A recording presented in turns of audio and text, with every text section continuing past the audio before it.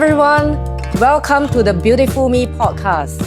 In today's episode, I'm so honored to have a very, very dear friend Wati to join me to share with us about her journey in becoming an entrepreneur. So in her 40s, Wati decided to take that leap of faith to really quit her very well-paying corporate life job to really start her own F&B business. So now, this episode is very much about having this raw and open conversation to let her share with all of you in terms of what got her into the F&B business, what are the challenges, what are the uncertainties and fears that may come along with this decision. At the end of the day, and how does she redefine growth and success at this stage of her life? So Wati, Hi, Arian. hello. Hello.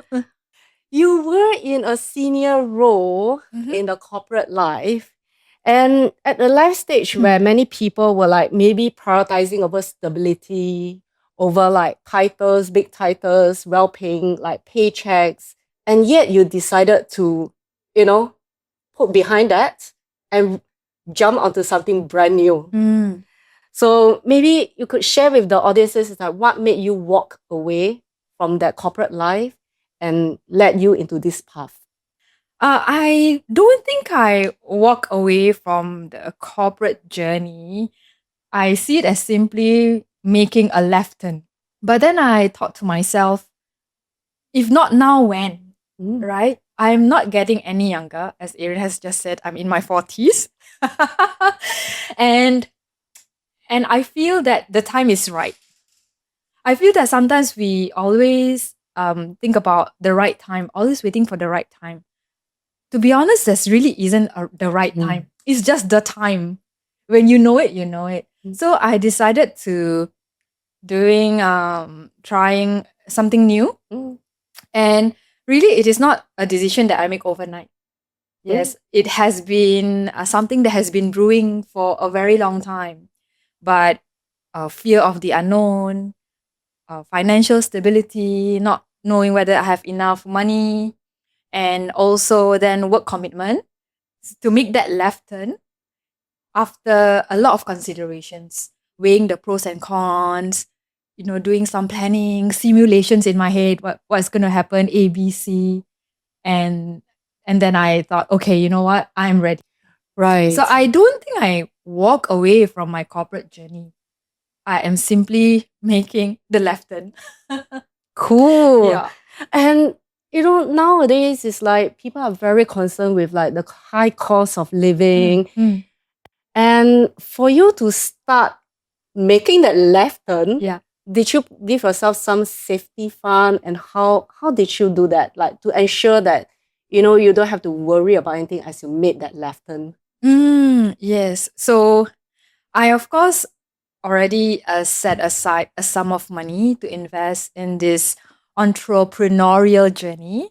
And I told myself that I'm going to give myself 1 year. Why 1 year? Because I feel that 3 months or 6 months is too short a time to see any meaningful result, to learn and to see whether I really like it. So I thought, okay, this sum of money and 1 year for me to assess the viability of this new adventure, right? But it sounds like I have it all planned out, right? But actually, when once I'm really in it, I truly understand the challenges of the business owner or an entrepreneur. You can only plan so much, and you have to be ready when the curveball hits you. And sometimes when you think you got it right, something hit you and say, oops, I have to take a few steps back. And I think what is most important is to be honest with yourself, be realistic, and be pragmatic. And I think as a business owner or entrepreneur, you need to know when you need to step back. You need to know when it's time to let go, no matter how hurtful or difficult it is. You need to know when, okay, I should pump in more money because I see that this is working out for me. And yeah, you really need to have, I think, a good head over your shoulders to decide whether you want to carry on, or you want to take a pause, or you want to completely stop. So I think by going into this journey with that mindset, it helps me when things were derailed. Like it didn't follow my plan. Some of the audiences may be at this stage of like, should I try or should I stop my business or should I continue? So what are some of the guiding principles that maybe for yourself, for your own journey that you could share with them, right? In your shoes. I would say that the one guiding principle that I tell is having that champion mindset, in a sense that always go back to the why. Why are you doing this? And it will always bring you back to what you need to do. Like why do I decide to take the left turn and do this and become an entrepreneur? And for me as well, it's that it is also important to be true to yourself. There were moments where I doubt myself. In fact, many moments, because I'm still new. But what I'm really quite lucky, because I have close friends and my mom who are there as my guiding light, like my lighthouse. So whenever I start to doubt myself, I will talk to them, and they will help me see some of the things that I could not see myself, because I'm very clouded with my sometimes negative thinking that I'm gonna fail, or okay, what if if it doesn't go the way I want it to be. So it's important to have this group of people who encourage you and push you, and see your ability. You get what I mean? Like, for example, there was one time I signed up for an event. Okay, and 2 weeks before the event, I got cold feet. I thought, okay, you know what? I don't think I can do this. I wanted to back away from the event, even though I've already spent money paying for my participation at the event. And for an entrepreneur, for me, it's quite a lot of money, right? Every dollar and every cent count. But then I talk to my mom, I talk to my friends, and then I think about not disappointing people, my team, and the friends who are looking forward to come and visit us at our booth. So that drive me to continue with my participation, because I was thinking, if I stop and did not proceed, I'm only going to lose X amount. But if I proceed and I lost money, I'm going to even lose more money. But I try to tell myself that in business, sometimes you need to be brave enough to go through that process, right? To see that with the money you invest, you may not necessarily get what you want, but you will gain in another ways. And true enough, the event exposed us to more customers, and we do receive orders from new customers. So I think you also need to look at it beyond the dollars and cents. Yeah, in terms of what it could do for your brand. Well, very interestingly, you chose to enter an industry which is F&B with three hungry cats at a time where it's so competitive. Yeah. And there were like all these reports that says that F&B is like restaurants are closing and all. And why did you decide to do that at a time like this? Like I said earlier, I don't think there's ever a good time. It is just the time. In addition to that, I have always wanted to test and experiment taking my mom's home-based business to a slightly bigger scale. I can continue to do it home-based, right? Don't take any risk in renting a commercial space. But I was wondering, my mom has always been doing home-based business. And if I'm going to do it, it's going to be almost similar. I need to change it, right? So that's when I decided to rent a commercial kitchen. I want to see, or I want to experience how it feels like to be part of the commercialized F&B business. There are so many home-based business for sure, and many of them are doing very well. In fact, some of them are probably doing much better than people who own a commercial F&B space or who are operating from a commercial kitchen, right? But I have to tell you that the experience is very different. When you go into commercial, there are so many things that are beyond your control. You have to make sure that you have enough money for your rent and your utilities, and you have to pay your people. And I always believe in paying a fair salary because I feel that people in the F&B industry are not really paid very well. They are on their feet 12 hours a day or more. They have to cook, they have to serve, they have to work weekends, they have to work during public holidays when people are taking a break. And then, the ingredients, I also want to make sure that I buy ingredients that are of quality. So what I do are basically the things that I want. If I were to be in a corporate, I want to be treated the same. I wanted to be paid fairly for the value that I bring. I for the experience that I bring, right? For the effort that I put into into the work. And so it's only I feel that when I be in the commercial space, then I will fully understand. And yes, I mean, I learn a lot. Like I said earlier, I've put in a sum of money, but before I know it, oh, how come this month I'm spending more than what I planned for? There's always unexpected things that happen, like freezer broke down, this thing happened, or that thing happened. So I feel that I always need to be ready for these kind of things. And what comes first is definitely the welfare of the team and also the quality of the ingredients that I buy. And again, once I'm in the F&B industry, then I truly understand it is a very difficult industry to be in. And I right now have a different appreciation for the people in the F&B industry. I wanted to experiment and test. So that was why I told myself I'm going to give myself 1 year to assess and see whether it is something that I would be able to do full time or, do it as a passion project. And I just feel that if I were to do it part time and then do a full time job, I won't be able to give it the same amount of commitment and dedication that I would for the past 1 year. The learning would be different. Like, okay, if I still have my full time job, I do it as a part time job.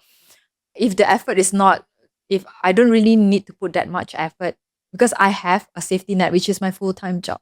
So the mindset really different. The mindset really has to change when you quit your job and do this fully. Because for the past 1 year, I did not draw any salary. Yes. Oh, wow. And wow, thanks. Based on your sharing earlier on, right? There were things that you only uncover after stepping into the F&B industry. Just in case there are audiences listening to this podcast, who are also thinking of coming in, could you share a little bit like what are the blind spots or maybe hidden traps that you uncover like in the past year? Yes. I think I can share a few that I learned only by being in the thick of things. I decided not to rent a store space with dining in space. I decided to rent a commercial kitchen, a cloud kitchen, because I thought that I would not have to pay more. When you have a shop space, then you have bigger space, you have to pay more, right? But what I've also learned is that for a commercial kitchen, for a shared kitchen, you need to make sure that you, in your planning, because this is where my financial planning derailed a little. In fact, not a little. I was to be honest with you, 20% off tangent. Not below, but above my calculation. And 20% is a lot of money, right? Actually. So I considered the rent and utilities, but the utilities cost, they were a lot more than I anticipated.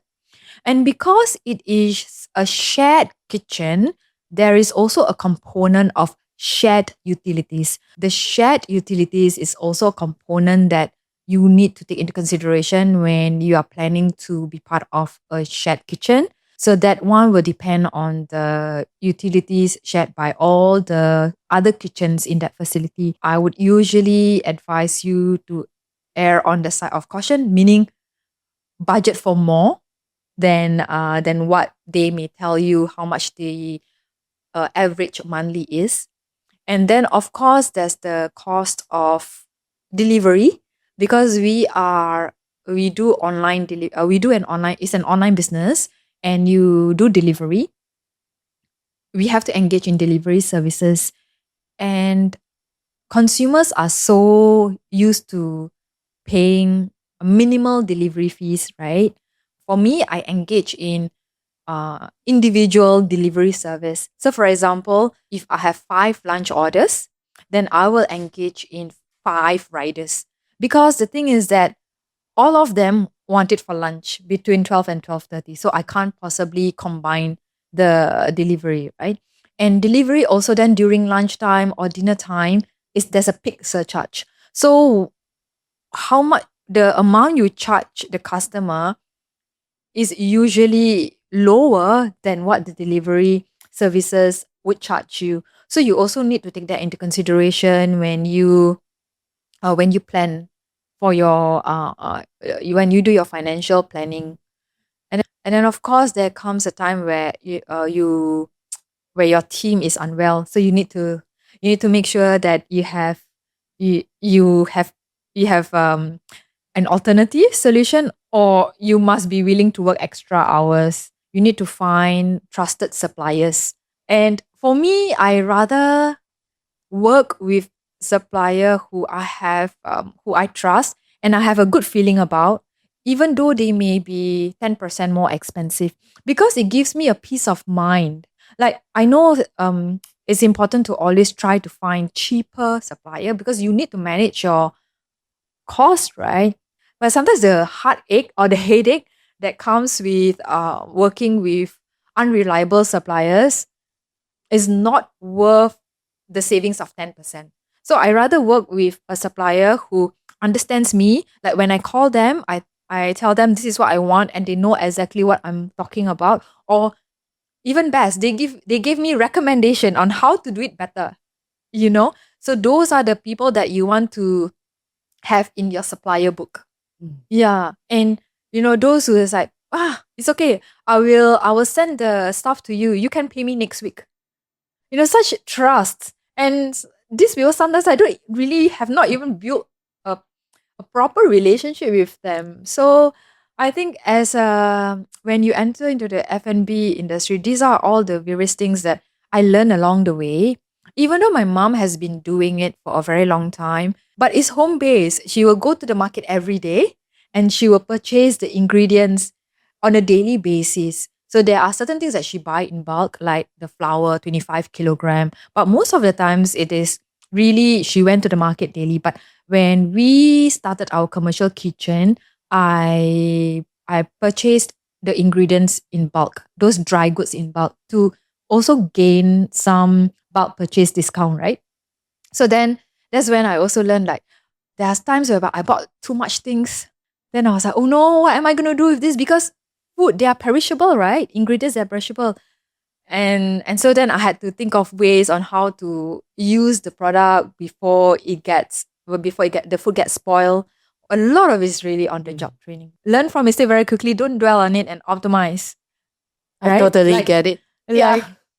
So you cannot dwell on it and take it too personally. Okay, fine. I bought too much food this time around. I had to reuse it or do something about it. You just have to move on. Sometimes I even had to throw my the ingredients, right? Because I couldn't possibly use ingredients that are almost, you know, not good, not in good condition to serve to my customer, right? So I had to throw them.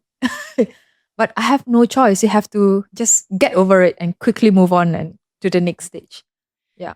That's absolutely part of being an entrepreneur. You need to be very quick in thinking on how to optimize the resources that you Yes, have on hand. optimize.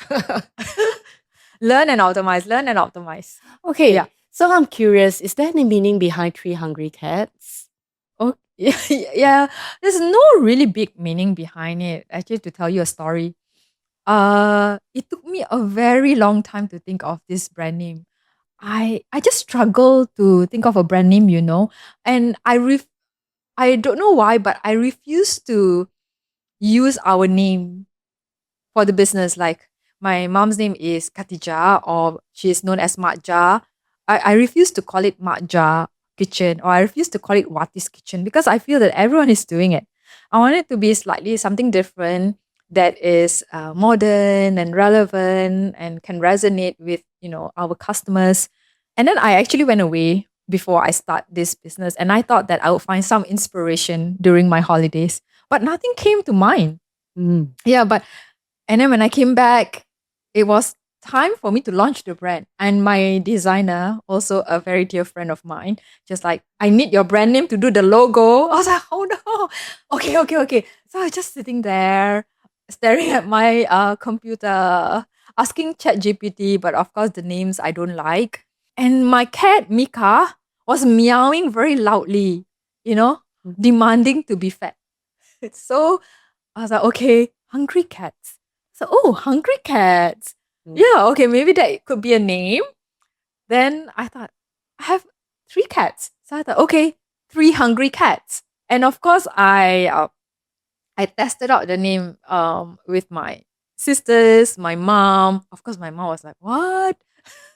and my best friend, and of course my designer. So I give them 3 names, and all of them chose 3 hungry cats. I thought, that's it, 3 hungry cats.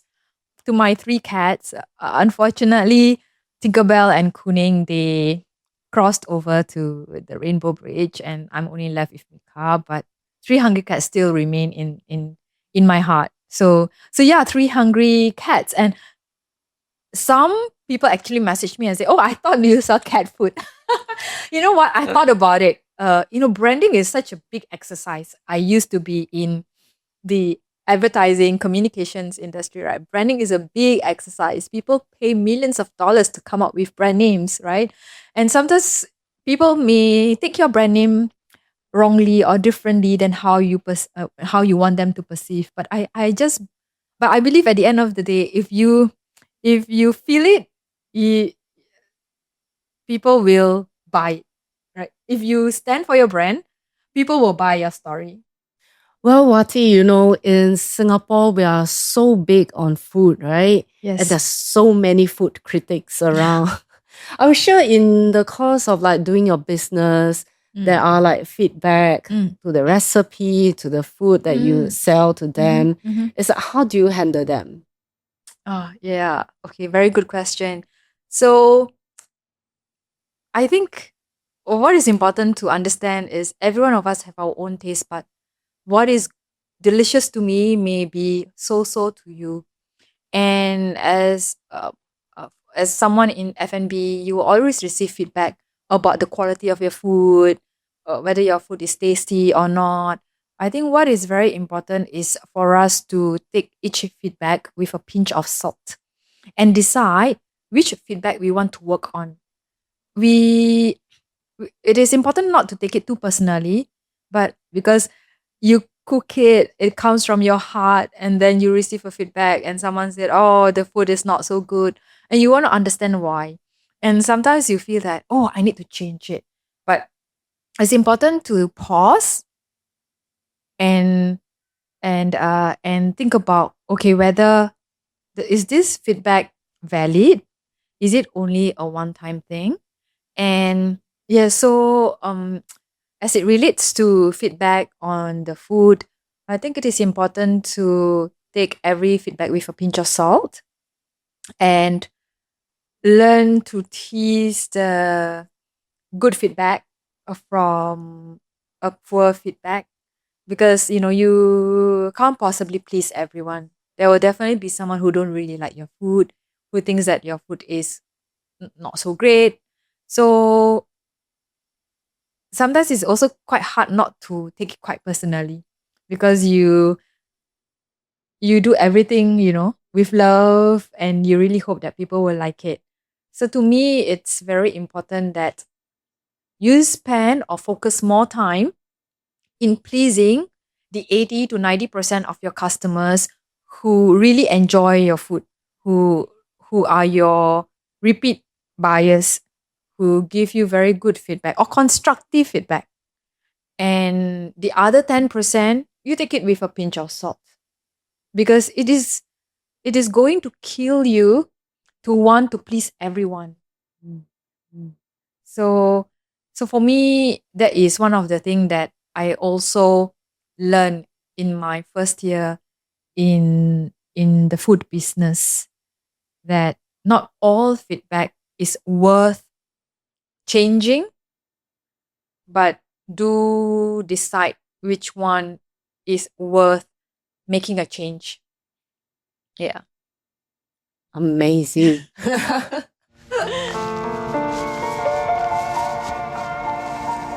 So, Wati, starting a business in your 40s, right? Like, it's almost like something brand new from ground zero. May look like on LinkedIn or on paper, right? It's like I'm taking steps back, right? Do you see it that way? Or how do you actually reframe this whole entrepreneur journey as growth instead? Well, I would be lying to say that I did not feel like as if I'm taking a step back. The fear of being left behind as your peers move forward and progress in their career is real. But I think it is very important to tell yourself that each and every one of us are walking a unique journey. We have our own journey. You don't know what is behind the curtain of a successful person or an unsuccessful person.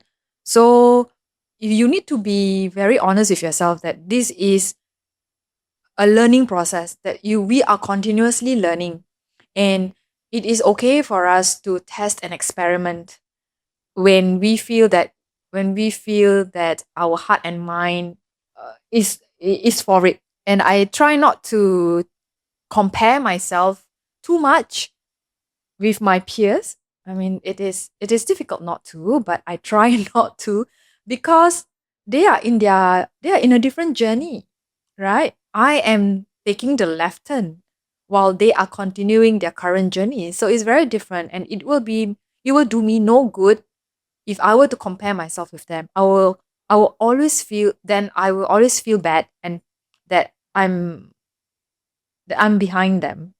That I'm behind them.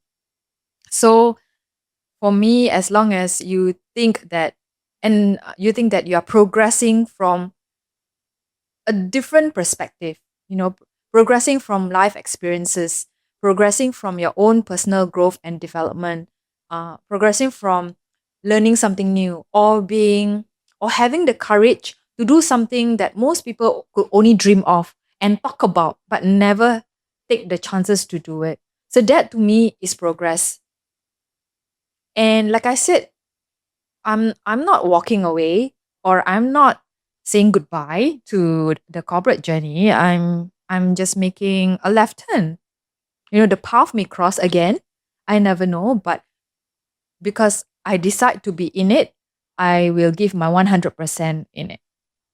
Yeah, so I feel that whether you are in your 30s, in your 40s, if you make a left turn, I think you need to be very, very okay with it. Yeah, comparing yourself is just going to make you feel bad. So I think stop doing it. You're not going to help yourself moving forward. You're always going to think, oh, they're doing so much better than I am, but here I am trying to do something different. So that's the reason why you shouldn't be comparing yourself with them. And maybe they are actually comparing themselves to you, right? Mhm. Oh, she's so brave to want to do this. Or how I wish I have the guts to do it. Some of my friends tell me that. So it is really like the grass always seems greener on the other side. Oh, that's so beautifully said. It is, until you walk it, then you know it. Absolutely. And you yourself, right? You're an entrepreneur, you know. I know what it takes, the courage and the uncertainties, the fear at times, and sometimes like you question whether you made the right decision to do it. But yet at the end of the day, I love how you share it at the beginning of the podcast. It is always remembering what is the purpose and what got you into this journey to begin with. The purpose, the why. Yeah. The why. It will keep you motivated. Yeah. And being an entrepreneur, I think, is very self-motivation is what keeps you going, I remember I participated in an event, a big F&B and lifestyle event. I've never participated in such event ever in my life. So for 1 week, I only slept for 3 days. It's physical exhaustion and mental exhaustion too, because I also need to produce content. And when I look back, I'm amazed at how I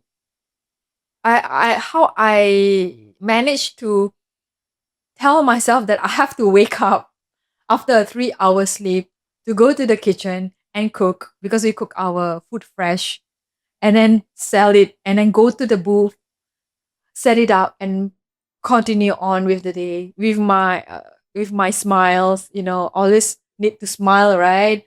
And talking to the customers. So I remember on the very last day, I actually really couldn't wake up. I was beyond exhausted, but I just I pray and I said, oh, please, I need to wake up. So I just really muster all the courage and pray for all the strength of the world to help me wake up, shower, and go to the kitchen. Wow, that's insane. Self-motivation, I think, is the one thing that nobody can take away from you, right? People will always say things, will always say, oh, you should do this, you should do that, you should whatever. But only you yourself can tell yourself what you need to do in order to achieve your goal. And like in this journey, right, for the past year, what would you say was the most humbling experience that you had? I think the most humbling experience or thing that I personally experience is the love and support from my family, friends, and even strangers. It is really overwhelming sometimes, the support that you get, from people that you didn't think that they would be there for you. Not because they couldn't, but you just didn't think of it. There are some of my friends volunteered to help me without taking any money. Yes, like dedicate their time to help me with my business without wanting a single cent. And some of them volunteered to help me in times of need. I did not even seek for help. And strangers also, there was one time in the early days, we were preparing to deliver an order. So I thought that we've done everything, we check and recheck and check 10 times. I thought we got it all set up. So we delivered. And because it's our first big orders, I wanted to deliver it personally. So I went with my sister, and we went. And then when we arrived, we realized we missed out the cutlery. I was like, what is going on? How could this happen? I thought we checked. And it was at RWS. We don't know where to get cutlery, And they said, oh, you can go to Cheers or 7-Eleven. Maybe you can get it. And so we asked, okay, how to get there? So my sister and I, we were running around and around this RWS convention center. But it's almost like a Groundhog Day, We run, and we still ended up at the same spot. We couldn't get out of this convention center. I don't know why. I'm like out of my wits. I don't know what to do. My customer needs cutlery to eat. They can't possibly eat with their hands, right? So then my sister and I, we saw a food court. And my sister had this brilliant idea. She was like, oh, Kak, why don't we ask one of the food stall vendor to sell us their cutlery? That's a brilliant idea. Let's go. And when we went to the food court, where there is a centralized cutlery station and everything, so I went to one of the food stall a vendor and asked, "Oh, can we buy your cutlery?" Then she pointed me to the station, the cutlery station, and I think the manager was there, and he said, "Just take." I said, "Take?" I told him, "But I need 50 sets." Then he was like, "Huh? 50 sets?" Then he started to walk away. I said, "Oh shit, what's gonna happen?" Oh, sorry, my French. So then he went to the back and he actually took out a set of cutleries, like those set of cutleries wanting to give us. I was so overwhelmed, this is a stranger and he's just giving me the cutlery and I wanted to pay him. He didn't want to take. So in this, like, take my money, don't take my money. And then the plastic bag broke and the cutlery fell on the floor. I was like, oh no, what's going on, right? So then he said, then he took new ones, I said, you go, just take and go. I felt bad. I need to help him clear, right? So then I took the cutlery. Well, I went and my sister stayed on to help him a little and just quickly gave him the money without she was away. So I think she put the money on the table. And then after she helped him, she ran to find me, right? And so, yeah, okay. So then we got the cutleries, we give it to my customer. It just amazed me at how sometimes in your times of need, you don't know that there are people there to help you. Wati, has anything come out like surprising, like as a surprise for you, comparing like as an entrepreneur versus being in corporate leadership? Oh, okay. Good question. I don't think there's anything different per se, but what is different is that when you are in corporate, it is quite structured. There is a structure, there's protocols, but as an entrepreneur, you decide on the structure, you decide on the protocols. So that is different for me. And other than that, there are certain things that I experienced in the past 1 year that I feel it's not so much as define me, but it kind of show me this is really who I am. For example, my ability to overcome challenges and in trying to quickly find a solution to solve a problem. It is similar to the way I operate when I was in the corporate world.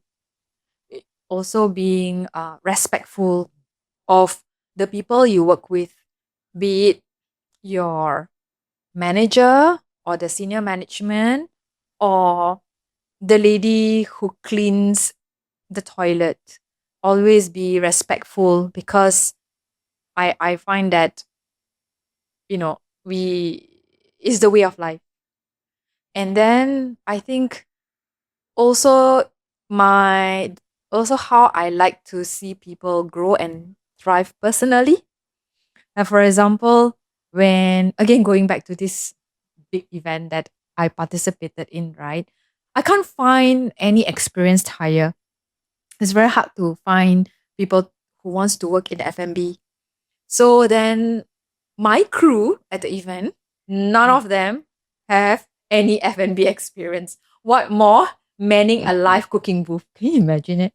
I just like, okay, I'm going to do this. And so because they volunteered to help, I accepted their help, right? But then what I do then is that I put together a training plan for them. Yes. Wow. So I train them how to make the the lace pancake, or we call it the roti kirai in the shape of a flower, how to fry chicken. I mean, it's quite simple, but I can tell you not many people know how to fry chicken. And also because it's frying in the deep fryer. We don't have deep fryer at home, right? So I put together a training plan. And when I see them doing so well at the event, it makes me really proud. It makes me feel that, okay, I really enjoyed being part of someone's growth journey. I can still remember on the last day of the event, of course, my family all came down, and my niece, my cousin who helped me at the event, she came and asked me cheekily, "So, auntie, are you going to hire my mom next time?"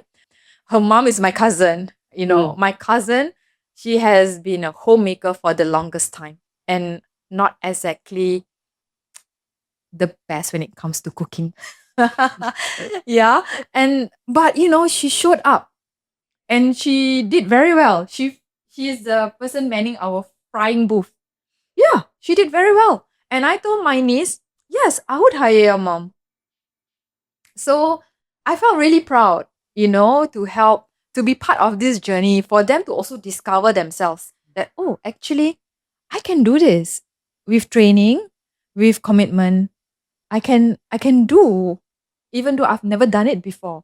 So it's the same as well in the corporate world. It gives me pride to see, my team grow, and some of them are right now holding big titles.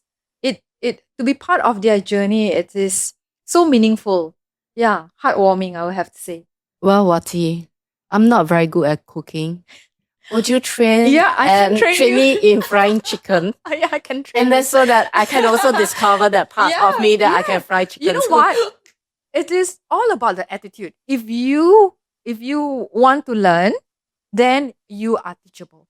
But if you don't want to learn, then even though you are very smart and you have the gift for it, I won't be able to do anything. So it's all about, again, your own self motivation. Yeah. You know who to call when you need a helper. I know who next to call time. the next time when I participate at a food event.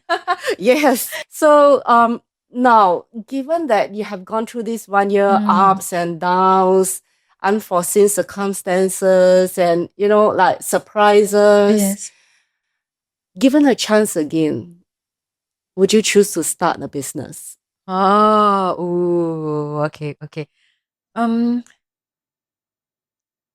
After that experience, I would say that I would not say no, given the right condition, given the right information, the right planning. I would not dismiss it.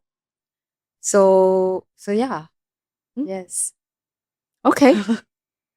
Wati, in a recent summit that I attended, right? Okay. I learned a new term called Solo-preneurship, What? where individuals can be their own business, like create their own business alone with the use of AI technology, harnessing the power of like digital media to create a business, a revenue income for themselves.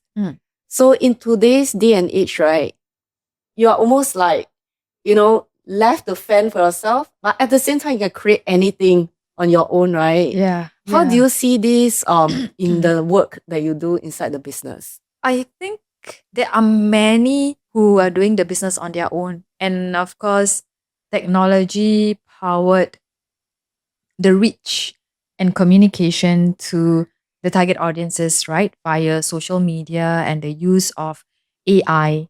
And I think there are certain businesses that will thrive as a solopreneur, but there are also other businesses that depends on other people to be part of the team. Well, in the line of F&B industry, I would say it's very common. And like, given that you are like driving the business like primarily on your own, how do you actually cope and overcome with burnouts? and making sure that you are taken care of, like your emotional well-being as well? Oh, that's a big question.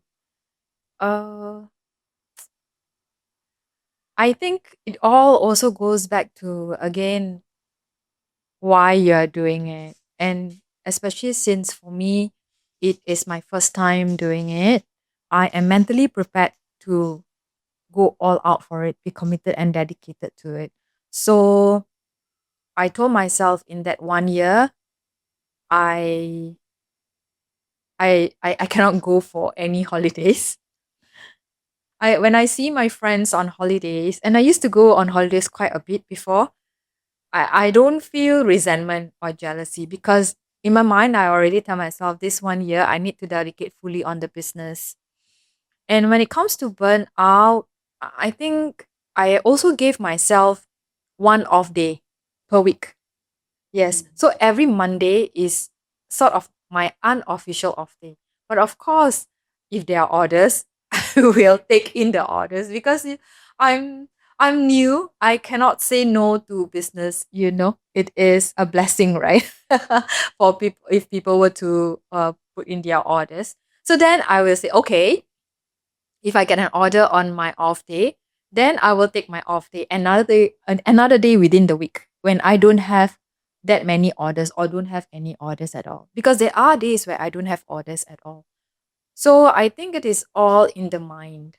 If you go in with the right mindset, and you would not think of it as, like I said, a chore, or you're always like trying to survive.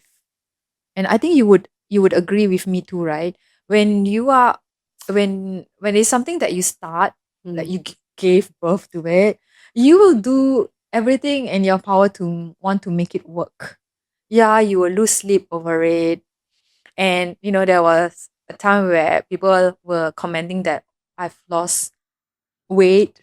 It's like, oh, you don't have much weight to lose. Why are you losing so much weight? I mean, I just ignore those comments because I know what I'm doing. Lack of sleep sometimes, then you don't have appetite to eat. So then you just have to motivate yourself. The other thing also is that I learned this word recently, but I've been maybe practicing it. Splurge wisely. So, for example, on my best friend's birthdays, we usually go for a nice meal. So I would not cut on that. Yeah. So, I enjoy a good meal. So I will not cut on that. So that also kind of give me some kind of something to look forward to. So I guess you need to treat yourself a little bit here and there. It does not need to be expensive. Yeah. Sometimes it could just be, a coffee with your friend, or a day to yourself. That's it. Yeah. Yeah. I mean, it's very interesting. Like, people always think that having a good break must be Holiday. travel, Yeah. holiday, like at least for how many days and Yes. all. Sometimes I would call it also the micro moments in our daily life, yeah, right? micro that we can moments. reward ourselves, Yes. like a nice cup of coffee, Yes. a nice piece of cake, Yes. or just a walk, right? Like at your favorite park. Those are the moments that will just kind of like releases that whole stress and get you into that whole alignment of like, a recharge. Yes. Yes. Yeah. Crying helps also. Ah. I mean, because this is a raw and honest Yeah, conversation, yeah. right? I remembered that I participated in a pop-up, and I was so overwhelmed with exhaustion. Everything like just fell on me, and I just started crying for no reason. Like, I'm not sad or anything. I just like overwhelmed with all the support from friends and families who came down to support me, and then the exhaustion, and then thinking about how much money I'm making, how much money I'm losing, blah blah blah. It's just like everything, is like a downpour. I know why. So then I just started crying, and after I cried, I felt good. Crying can be cathartic. Cathartic is It can be a therapy as well. yeah. It is really a roller coaster ride. I Yeah. want to say. Absolutely. I mean, because inside the whole entrepreneurship journey, Yeah, right? There are a lot of pent up like emotions as you go through Yeah. day to day on business and Mm. all. And we need to release it somewhere. Otherwise, I think we'll have a mental breakdown as well. Exactly. So yeah, just do what you think is. Okay. If a job opportunity comes today, giving you a nice paycheck and the culture of the company aligns with your value, would you go back? Good question. I think I will review it from a more holistic mindset, right? Like I said, I did not really walk away from the corporate journey, and if it is something that allows me to continue doing what I love, building something from scratch, creating a positive culture, helping people achieve their potential or and improve. I don't think I'm not the person who will say no, never. Because I always find that when I say that, I will always go back to it. Right? I don't think we should always say no or never. And things changes. So at that point in time, if something comes my way, I will review it and then I will decide whether it is the next path for me. Yeah. And has this view changed because of this 1 year journey? That shape like in terms of your how you process like opportunities. Yeah, I think more intentional, more strategic as well. Again, it is to me it's everything every decision you make it has to be intentional. Mm. Yeah. Okay. And Wati, what is one mantra, right, that you will tell yourself when this whole like Singaporean stress get too loud? Yeah.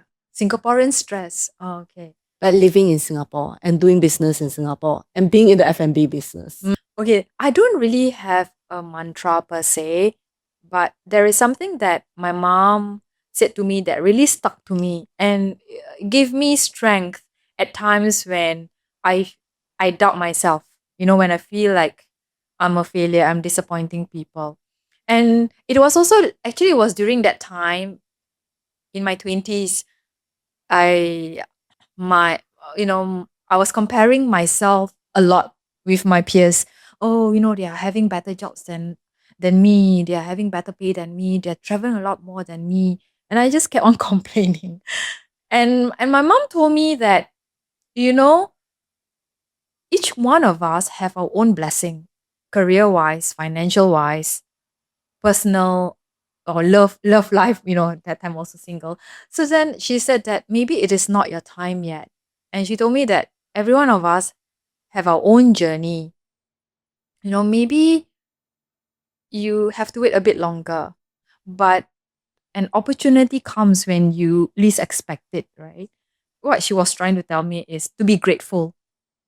Yeah, to be grateful because there will always be people who are ahead of you. Um, in in my 10th year, I want to be able to sell my business. Okay, maybe that is your definition. But maybe my definition of success in 5 years, I want to retire. Right? So, right? So, I think being grateful really helps to ground yourself, to stop comparing yourself to people. But I would be lying if I said that I did not compare myself. There are times, but I just again bring back myself to I am different. I'm me. I walk a different journey. I get to where I am, walking a different path, right? So I feel all of us should try to be grateful. I know it sounds cliche, but it is really true. When you are grateful, then you want to do better for yourself, not for other people. Other people will always say what they want to say. Like for example, when I first started, right, some of my mom's friends and my older relatives, when they learned that I quit my job, they will say, "Ayo, why you quit your job? Your job so good, so sayang. You quit your job, do this one. So it's hard work, you know." So I was like, I felt, oh no, why do they say these things? You know, I wish they said, "Oh wow, Wati, you are so brave, so proud of you. I wish you all the best." You know, I wish that they said that, but people always have something to say. Just as long as we know ourselves and the people around us, they are there to support you. I think that is very important. Like your your your parents, if not your parents, your friends, your family, your partner. You know, you as long as you have these people behind you, you feel that you can do almost anything. Yeah. That you're not alone. Mm. Yes. Yes. Yeah. Mm. So yeah, we have to tune out the noises. Yeah, I mean, one thing that also stood out in your sharing is you mentioned about actually we're just competing with our own self. Mm. And that's also, I totally agree with it, where I mean, I get very fulfilled when I find that I'm growing bit by bit every day, Yeah. like discovering something new, learning something new. Like, doesn't matter what that thing is. It could be in or outside work. Mm. Yeah. Like, just like sitting here with you today, right? Like, allow me to gain a lot of insights into like, what does it take to start an F&B business that got me wanting to learn how to fry a fried chicken. That I'll put together a training oh program my for God, you. you know what? I cannot escape already because this is recorded on video. Going back to, catching ourselves that of all these insecure moments, of these like moments where we have doubts. Yeah. Then always going back to our North Star. Why did we start the business? Exactly. Yes. Yeah. I think it's okay to have moments of self-doubt because we are only human. Okay, where you think that you're a failure. Okay, when you feel that you are feeling left behind. It is okay. It's all normal. And I think if you don't feel like that, I think there might be something wrong with you. Right? It's okay, but you just need to be kind to yourself, you know, and give yourself a moment to get through to ride the wave and then go back. Yeah. And then, yes, go back to the why, your North Star, why you're doing it. Yeah. And there are so many well-known F&B businesses that had to close their shutters, right? But there are also as many businesses, if not more businesses that open. I think they said that there were about 3,000 plus businesses, F&B businesses that opened last year versus 2,000 plus businesses that closed. So, yeah. So there will always be, in the business is always like that. So you just have continue on with your own journey, right? Absolutely. Yeah, right. I mean, so what if you have to call it quit? Right? You've done your best. You can tell yourself, I've done my best. I put my heart and soul into it, and I've decided, you know what? It is not working out for me. But at least you don't have to live with this what if a voice haunting you. Oh, I love You know, it. so what? So what? Okay. There are so many business owners that failed 10 times, 20 times, only then became successful. So it is really, all of us are walking our own journey, and the best is just don't say anything. You know, it's because we don't know what is going behind that curtain or what's behind you. You know what you are going through to um uh to to make comments about a person's decision. Yeah. So to me, so what? Thank you. Thank you. And we have Wati on this podcast series. And thank you for being part of our Beautiful Me journey. No, thank you, Arian, for inviting me. I appreciate you allowing me to share my story. And your authenticity and openness in sharing as well. Thank you. Bye.